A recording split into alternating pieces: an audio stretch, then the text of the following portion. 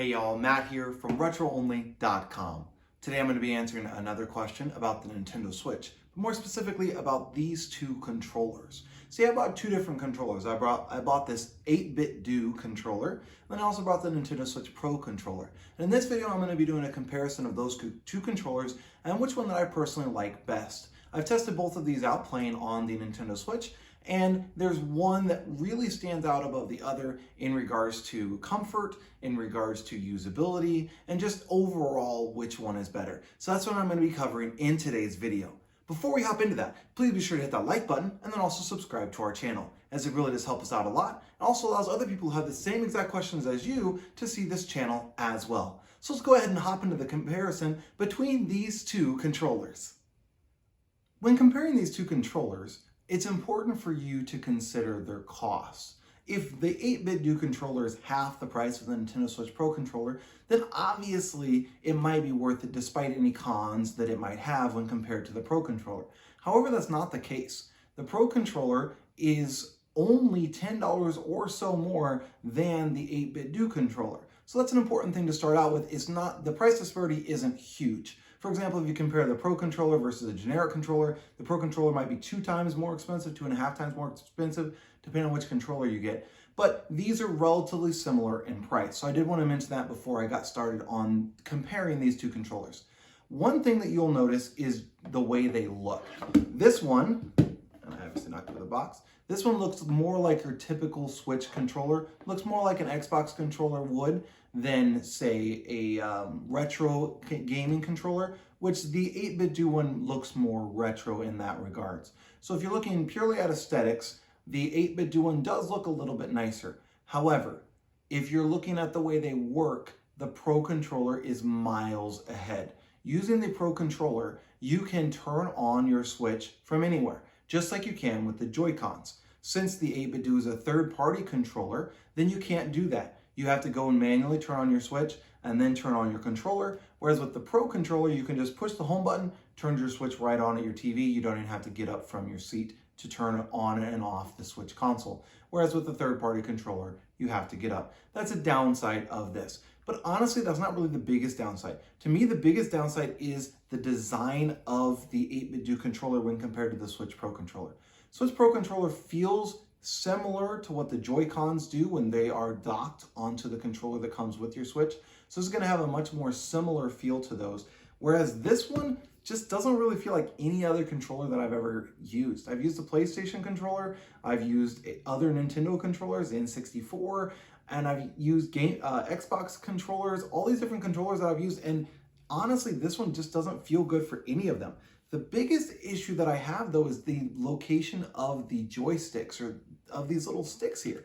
Both of them are at the bottom, all right? That doesn't look bad necessarily, but if you've used Joy-Cons, you will be used to these locations for the sticks. So to have them at totally different locations makes it far less intuitive for you to move around in the games. You have to think about what you're doing. You have to move your fingers differently because of where the sticks are located, which again, I'm not a fan of on the 8Bitdo controller. Another thing I'm not a fan of on this 8Bitdo controller is the fact you can't even hardly see what the letters are. They're basically just a little bit shinier than the background, so you can't see what the letters are for these 4 buttons on the side. So if you're not familiar with the game, not familiar with the layout on a Switch controller, that can be incredibly difficult. Whereas on the Switch Pro controller, they're just marked right on the buttons themselves like normal. So that makes it pretty difficult to pick this up and use. Now, they did that because this isn't a pure Switch controller. It can be used for other things as well. You can program the buttons and those sorts of things.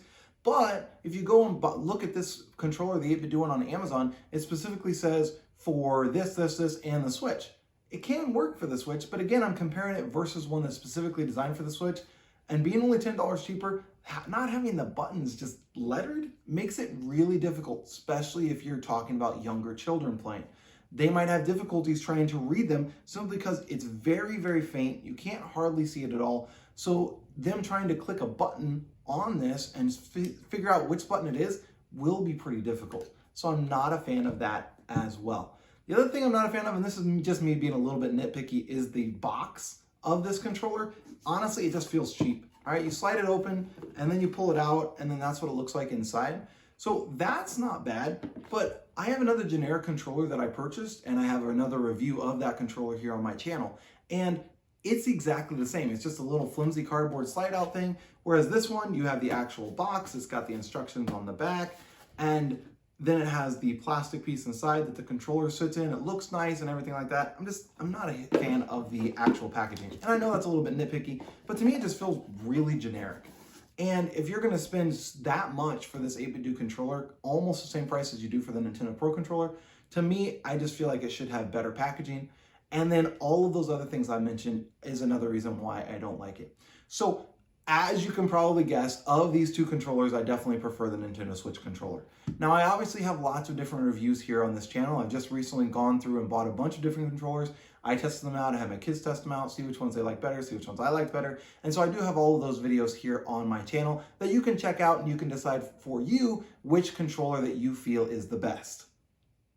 If you really aren't sure which controller that you want to get for your Nintendo Switch, you have to check out this video right up here. I did a full comparison of all of the Switch controllers that I purchased and tested, and then I also did all kinds of additional tests that you wouldn't normally do with your Switch controller. I tested how far away from the Switch they can get while still working. I tested how they handle a drop. If you or your kids are prone to dropping or throwing your controllers, I did a full test on each one of them. I dropped them from my 10-foot tall balcony onto the ground, onto plywood, and then onto concrete to see how these controllers would survive, whether they will still work after each one of these drop tests as well. So be sure and check out this video right up here to see the full review of all of those controllers. Again, my name is Matt. I'm from RetroOnly.com. Please be sure to like this video, subscribe to our channel, and if you have any questions or comments, feel free to leave those down below as well. Have a great day.